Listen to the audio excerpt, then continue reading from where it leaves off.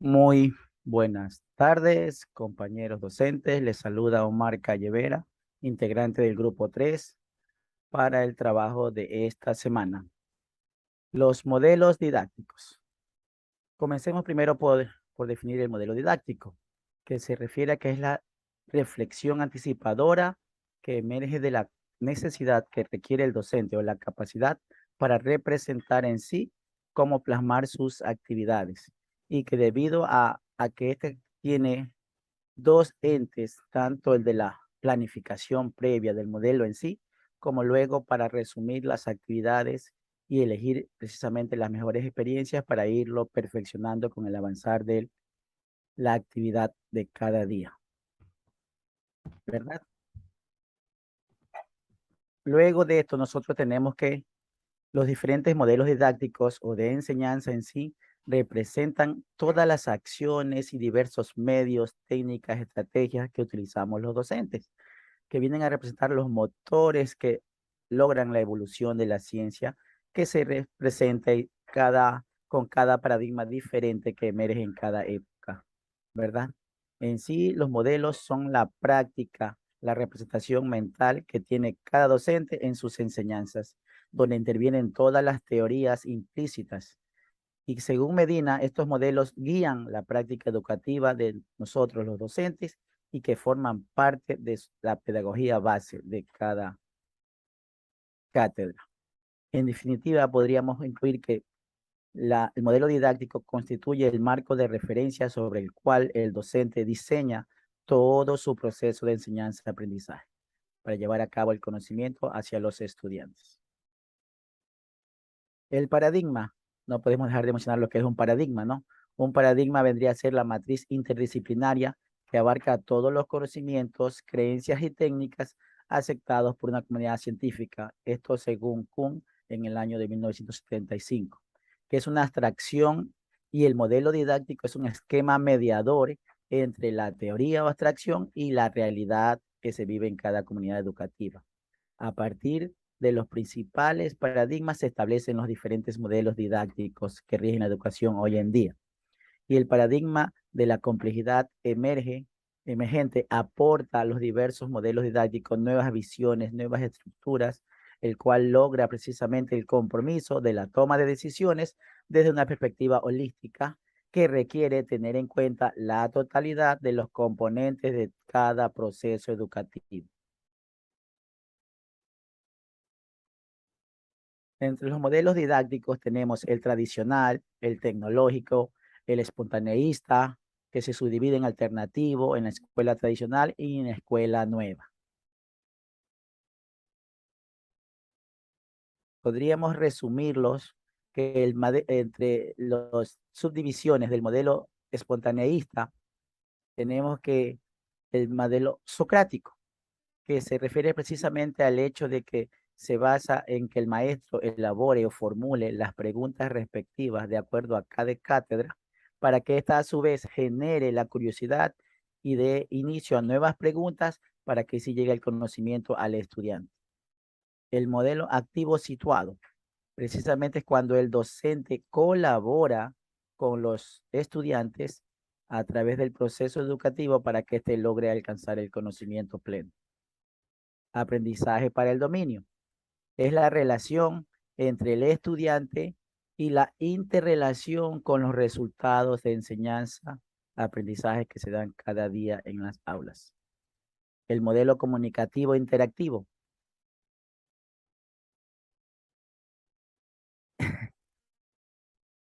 Es precisamente cuando el docente explica, motive, corrige, ayuda al estudiante e inclusive logra repetir ciertas pautas para que el conocimiento llegue en forma perfecta al estudiantado. El contextual ecológico, precisamente es cuando la comunidad en general educativa participa e incide en el proceso de enseñanza-aprendizaje y que no deja solo al docente en este proceso. Y por último, el modelo colaborativo, que es la corresponsabilidad entre el estudiante y el docente para indagar sobre los diversos aspectos del conocimiento. En forma general, podríamos agregarlo así. El modelo tradicional, precisamente el que se trata de transmitir conocimiento, donde el docente es el ente principal, es el activo, y el estudiante solo es un ente pasivo. Hoy en día prácticamente ya hemos cambiado de este modelo tradicionalista en su mayoría de los países e instituciones, porque en este modelo no tomaba en cuenta para nada las opiniones de los estudiantes. En el modelo tecnológico tenemos precisamente algo similar al tradicional, pues tomamos el conocimiento, el currículo, ya los objetivos dados, preparados por expertos, y tratar que el docente transmita a través del uso de los diversos medios tecnológicos este contenido hacia el estudiantado. Aquí la única innovación precisamente es el uso de los medios tecnológicos para llevar el conocimiento a los estudiantes. Y el modelo espontaneísta o activista es precisamente el que induce al estudiante que se incorpore al conocimiento, pero a través de todo el medio que lo rodea, incluyendo la expresión oral, que ayuda a que el estudiante desarrolle las destrezas y sus diversas actitudes. ¿Verdad? Habíamos mencionado anteriormente el modelo socrático, que son una de las subdivisiones del modelo espontaneísta. Es donde el docente, como recalqué, busca la mejor pregunta, la que ayude a armonizar el contenido y las estrategias con las cuales va a llegar al estudiante, guiando el conocimiento para que éste a través de nuevas preguntas siga ampliando el conocimiento precisamente. Se trata de una intensa interacción entre el docente y los estudiantes. El modelo comunicativo e interactivo precisamente ayuda a desarrollar la comunicación mediante las dimensiones semánticas, sintácticas y pragmáticas. Según Kasdan, precisamente este modelo ayuda a manifestar la comunicación en sí en la clase y logra el análisis de las diversas estructuras que participan en ella y el estudio comprensivo de cada lección o temática que se estudia. Y el modelo didáctico alternativo o integrador precisamente convergen todas las nuevas disciplinas para que el docente prepare su clase y logre favorecer la construcción del conocimiento del estudiante a través de las diversas disciplinas que pueden precisamente contener el currículo según el nivel en que se encuentra. Esto logra a su vez el enriquecimiento progresivo del estudiante hacia los diversos modelos que le rodea y obviamente logra entender e interactuar en el mundo como tal.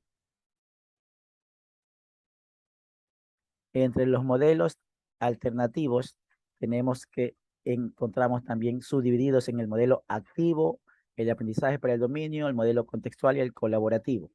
El modelo activo precisamente tiene ciertas características del modelo tradicional, como que podría ser la evolución del modelo tradicional, donde sí predomina precisamente ahora lo nuevo es que el estudiante es el protagonista de su aprendizaje. Se muestran sus intereses, se toma en cuenta el estudio de diversas singularidades del aprendizaje de cada estudiante, se permite la autonomía y la libertad individualizada, la expresión de los estudiantes precisamente es aceptada para lograr precisamente despertar el interés y captar los diversos conocimientos académicos.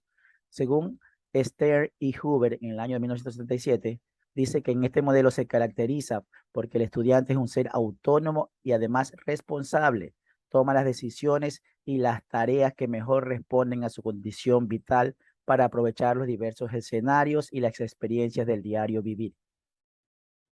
En el modelo de aprendizaje para el dominio, según Carroll en 1963, establece que el aprendizaje está en función del aprovechamiento real y profundo de cada persona hace del tiempo que predispone, ¿verdad? Hace que el estudiante en sí desarrolle en forma cognitiva lo que requiere de acuerdo a lo que tiene a su alcance en ese momento, sin dejar de lado la comunicación y comprensión verbal, el estilo de aprendizaje, que es muy diverso, como lo sabemos hoy en día, y las variables afectivas que pueden estar inmersas en el entorno.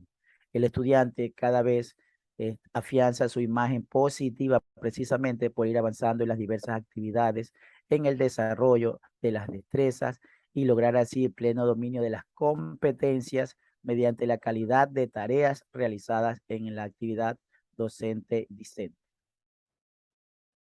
En el modelo contextual, precisamente, el educador dispone de la rica pluralidad en la que debe seleccionar y trabajar con el conocimiento previo de los estudiantes, precisamente para que la aceptación crítica y justificada, respetando las diversas identidades culturales que se mezclan en nuestro entorno, para lograr precisamente la tolerancia hacia los demás, el conocimiento de las más genuinas y ricas identidades de nuestros diversos países con sus propias culturas, para lograr así la Escuela Intercultural de la Paz.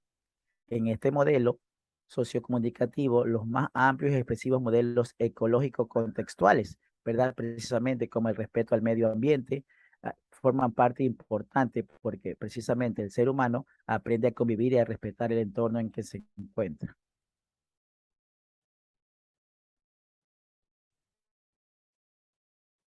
Aquí tenemos un pequeño esquema precisamente donde resaltamos las ideas más importantes de cada modelo ya mencionado anteriormente. El modelo activo situado se caracteriza por el estudiante autónomo, responsable, que toma decisiones y las tareas que ayudan a su condición vital para aprovechar cada escenario en que participa. El aprendizaje para el dominio precisamente logra que la función del aprovechamiento real y profundo que cada persona hace del tiempo. La biografía cognitiva, el conocimiento en sí del estudiante es lo verdaderamente valioso para alcanzar el aprendizaje del dominio. El modelo contextual precisamente ofrece un ecosistema cultural emancipador que reconoce la visión de los diversos agentes y aplica modelos totalizadores e innovadores, consciente de su compromiso de transformar nuestra realidad precisamente.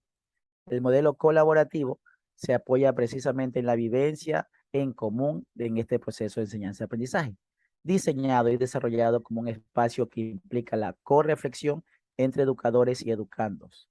De estos entre sí, en cuanto el autor participa, forma una parte personal con su entorno y con su equipo de trabajo.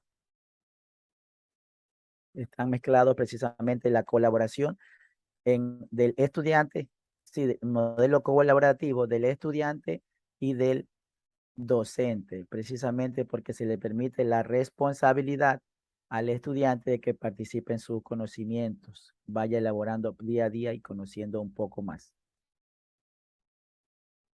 Precisamente dicen, es la representación de la actividad de enseñar como una práctica colegiada, interactiva y en equipo, con funciones compartidas, tanto del educador como de los estudiantes. Ambos son agentes responsables y protagonistas de la acción transformadora, ¿verdad?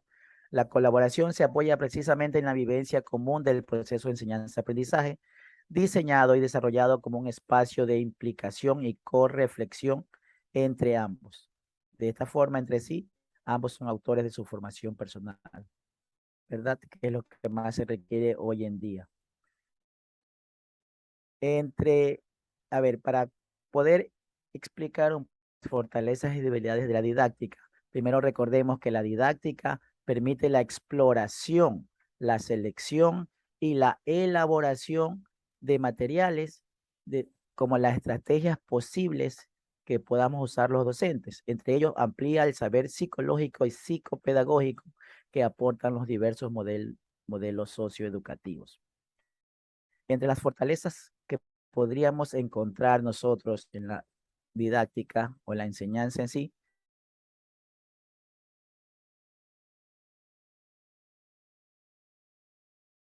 tema en sí por el docente, la atención e interés de la mayoría de nuestros estudiantes en las diversas aulas de clase.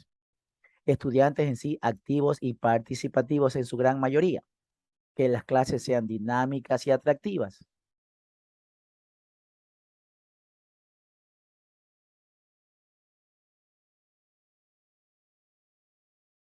Ser flexibles y adaptar los logros de los objetivos y la motivación constante para nuestros estudiantes. Eso serían las fortalezas, pero también podemos encontrar las siguientes debilidades. Los diversos imprevistos que a veces no los podemos manejar pues 100% y prevenir los docentes. La falta del dominio de la conducta de nuestros estudiantes o las diversas distracciones en sí por parte de nuestros estudiantes.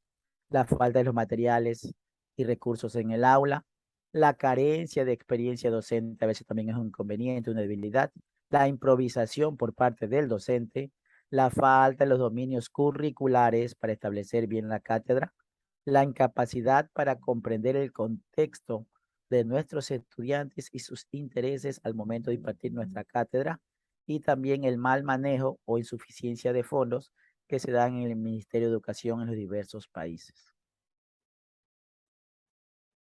No podemos olvidar y que no es posible concebir el proceso de enseñanza-aprendizaje en los tiempos actuales sin que nosotros los docentes motivemos la creatividad de nuestros estudiantes, su participación activa en este proceso para que se apropien del conocimiento y la mayor ejercitación en el aprendizaje en forma autónoma y en el enfoque curricular por competencias, ¿verdad? Sin embargo, sabemos que los métodos de enseñanza que actualmente todavía se utilizan algunos docentes son muy tradicionalistas y que en ocasiones no preparan a nuestros estudiantes para resolver problemas en la práctica diaria y en la actualidad. Y como consecuencia, no conducen a la formación de las principales competencias que tanto necesitan nuestros jóvenes hoy en día. Por lo tanto, es necesario lograr un aprendizaje significativo que desarrolle las competencias de resolver los diversos problemas y un aprendizaje vivencial e integrador que tenga como punto de partida precisamente la vida real de nuestros estudiantes, para así modelar en nuestras aulas de clases los diversos problemas que existen en nuestra sociedad y simular los debidos procesos que rodeen su conducta cotidiana, la cual exige precisamente concebir a la pedagogía como una ciencia en nuestras aulas en forma diaria. Compañeros, esto ha sido precisamente la exposición por mi parte, los que formamos el grupo 3 para esta semana. Muchas gracias. ¿Qué tiempo, compañera? Uy, 20 minutos, más o menos. Me excedí. Uy, no le escucho, coleguita. ¿Es el mío o el suyo?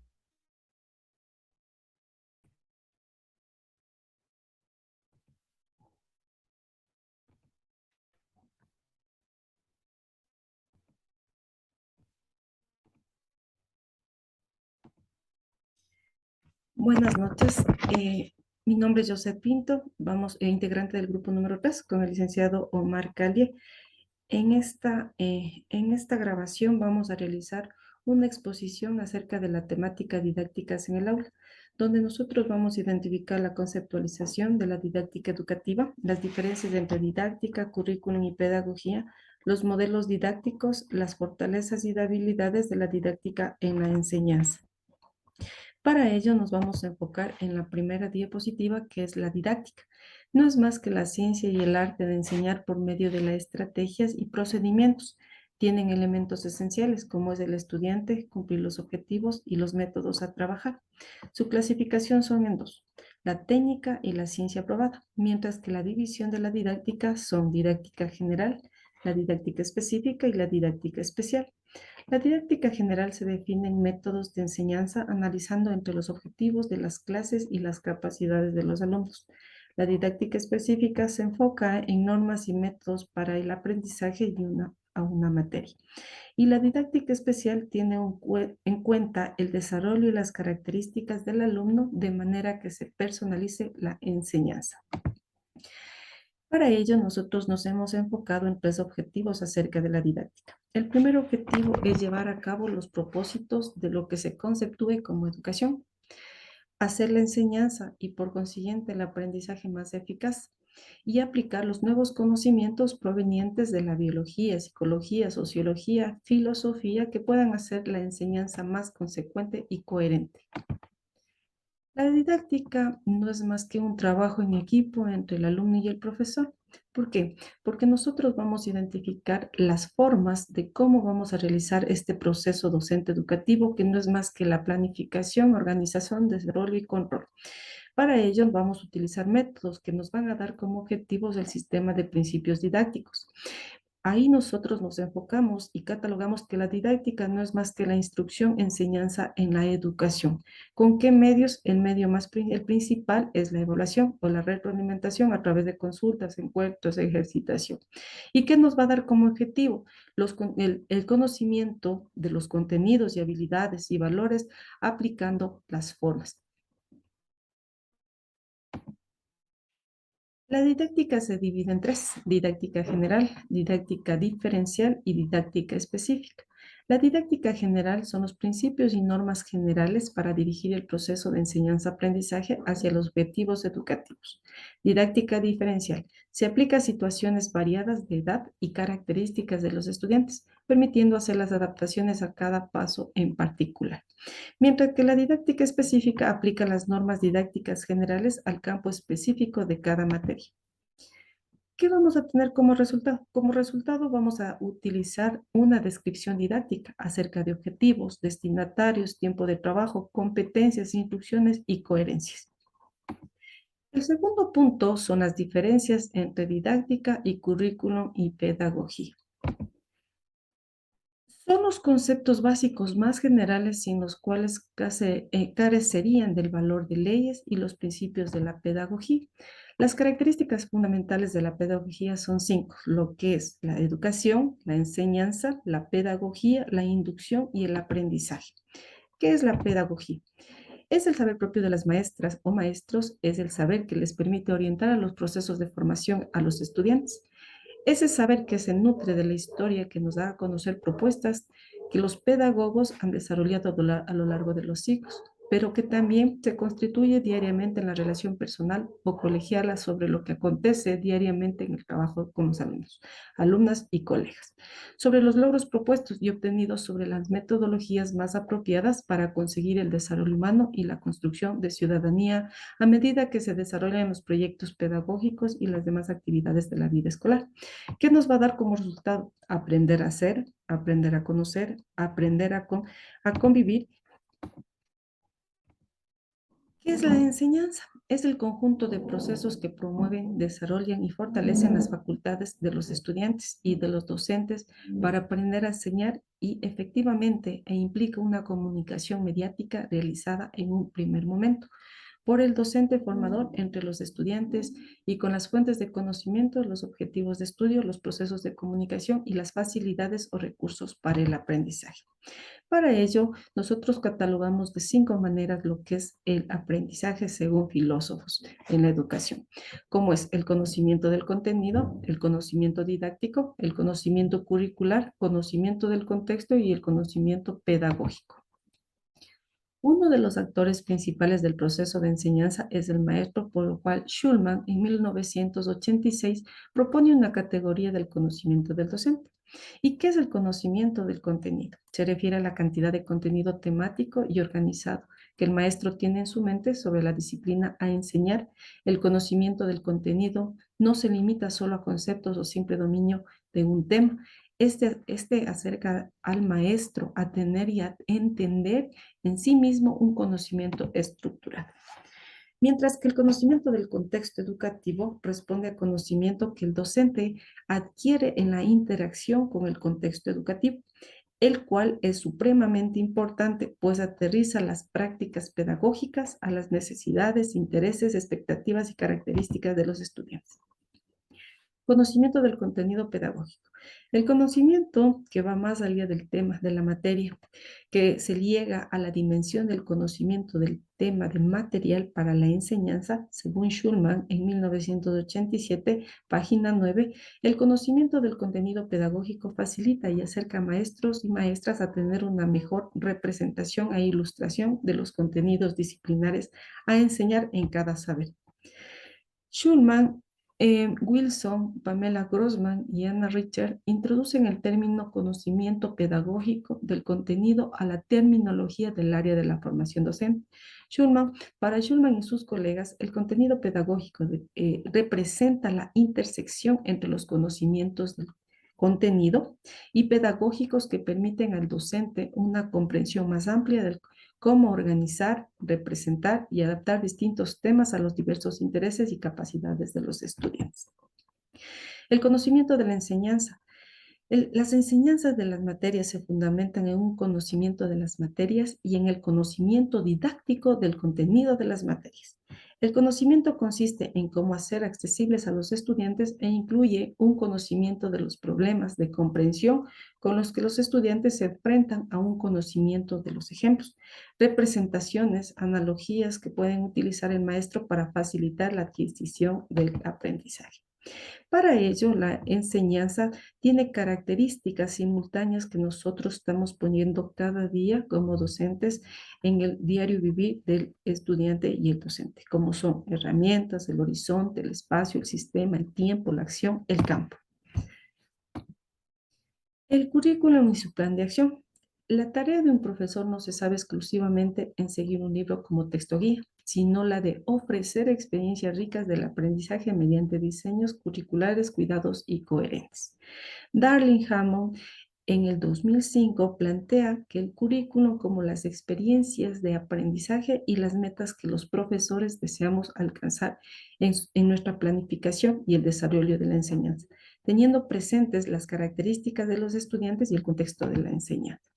Julia, en 1993, en la misma línea de Darling, Hammond considera que los profesores son los verdaderos agentes del cambio, pues ellos no son los que realmente manejan la construcción de la clase social a partir de las expectativas y oportunidades del aprendizaje que proporcionan a sus estudiantes y a partir de las exigencias curriculares que ejercen sobre ellos.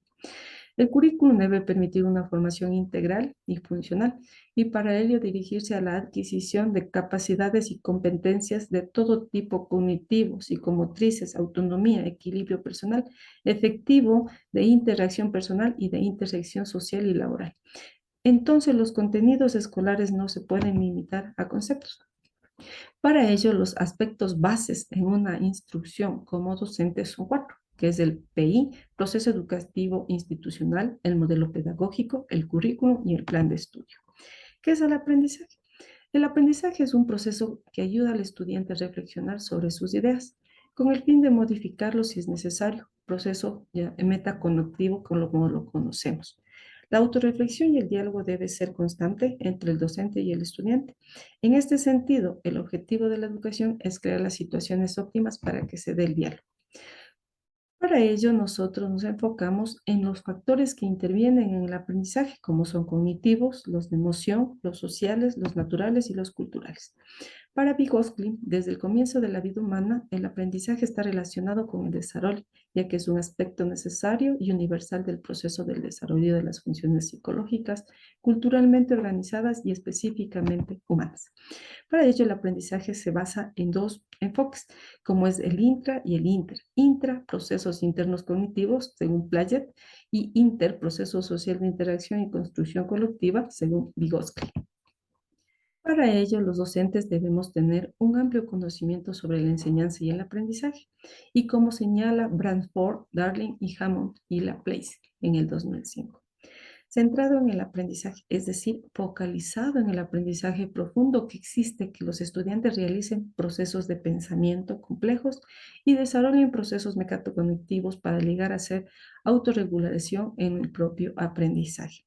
Centrado del aprendiz, es decir, responsable por las exigencias individuales de los estudiantes, sus intereses, talentos, necesidades y bagajes culturales. Esa es la diferencia entre el aprendizaje y el aprendiz.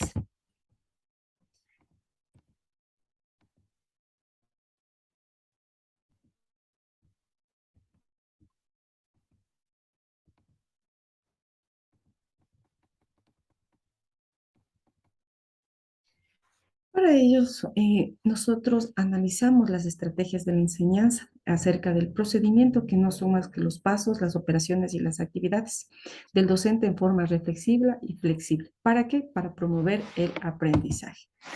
El foco del proceso educativo es en base a la enseñanza, a la evaluación continua, que nos da como resultado el aprendizaje. Para ello, los docentes debemos tener un amplio conocimiento, como nos dijo Darling, Laplace en el 2005, y tenemos claro lo que es una diferencia entre el aprendizaje y el aprendiz.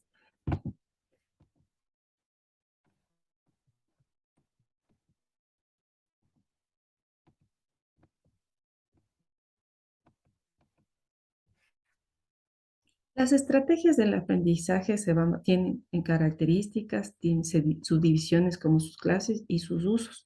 Las características son las centradas en el estudiante y de la aplicación controlada, que son las cognitivas, y su uso es al alcanzar el sentido recordatorio, la construcción del saber, lo que es las metacognitivas, reflexiones sobre los modos, satisfacen demandas cognitivas, activan y administran procesos cognitivos. ¿Y qué nos va a dar como resultado los componentes de los componetextos, dominar variables de tarea, dominios de variables de estrategias? Para ello, nosotros tenemos identificado las estrategias de enseñanza, las estrategias de aprendizaje y las evidencias del producto. En las estrategias de la enseñanza es la exploración de los conocimientos previos, acceso a la información, estrategia del aprendizaje, conceptualización, comprensión y la transferencia, mientras que la evidencia y los productos es la evaluación. Luego tenemos el cuarto punto, que es el modelo didáctico. Los modelos didácticos o de enseñanza presentan esquemas de diversas acciones, técnicas y medios utilizados por los docentes, que son los motores que permiten la evolución de la ciencia representada por los paradigmas vigentes en cada época. Son la puesta en práctica de la representación mental que el educador tiene que la enseñanza en la que intervienen sus teorías implícitas. Estos modelos guían las prácticas educativas de los educadores y forman parte de la pedagogía de base. Según Medina en el 2003, en definitiva, se puede afirmar que un modelo didáctico constituye un marco de referencia sobre el que el diseñador toma el proceso de enseñanza-aprendizaje.